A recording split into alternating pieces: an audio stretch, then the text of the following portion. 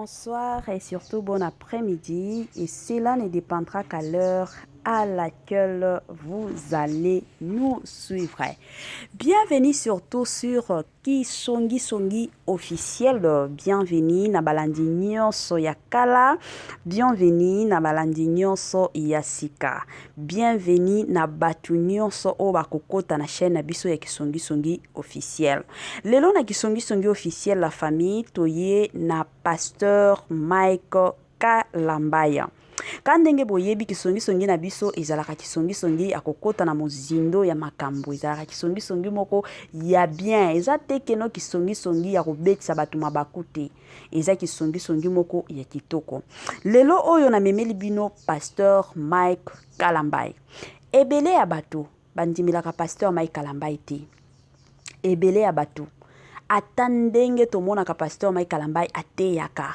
Omona soki kaka mwa likambo pasteur Mike Kalambaya atei, omona ka batu mosusu tolobaki nini, akomi kobwakela batu mosusu ba jeton, tolobaki nini, ye wana ezalaka bongo.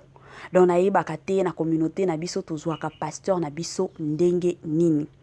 Na kovanda avant pasteur na biso akende France, toyaki komona video moko ya musala o pasteur na biso azosala. Musala nzambe oyo asalelaka nzambe. Bandeko nanga eza somo, eza penza somo na lobaka somo. Mais kozala musala nzambe ezalaka facile te, hein? Kozala musala nzambe bandeko nanga eyaka toujours na makambo, eyaka toujours na somo, ezalaka facile te.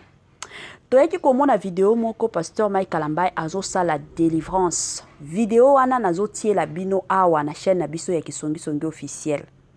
Azosala délivrance na baseur moko na église. Kandenge ezalaka dimanche boke église, pasteur atei après côté ya ba prière ibandi, Saint-Esprit a sololi na musala nzambe keno lelo eza jour ya délivrance, lelo eza jour oyo koki kosambela pona bato. Et yaki kosala pe bongo pasteur Mike Kalambaya ateyaki après na église na ye dans sa présence church, batu bakotaki na intense ya prière.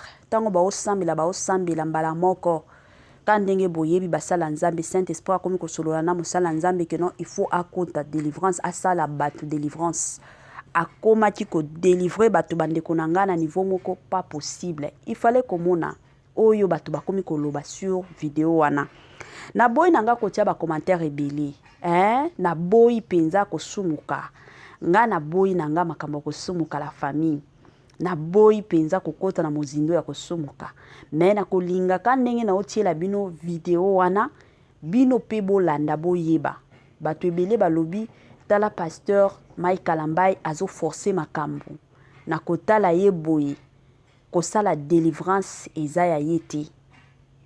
Alatika ki pasteur tellement que ebele ya batu balingi lokumu na Congo na biso. Kosala délivrance ezala na batu oyo, soki otali bango penza délivrance ekotaka na bango to délivrance. Je m'excuse, mutu nyonso akoki kosala yango soki oza inspiré par le Saint-Esprit. Na ebite bandeko nanga nazotikela bino video wana ya pasteur Mike Kalambaya azosala délivrance na église na ye dans sa présence. Mais avant na tiela bino na yana nous sensibiliser batu o nyonso bakoti sika na Kisongi officiel. Soki eza mbala na yo ya liboso ya kokota penza na chaîne na biso, en tout cas na koya kosenga na yo o s'abonner pe massivement.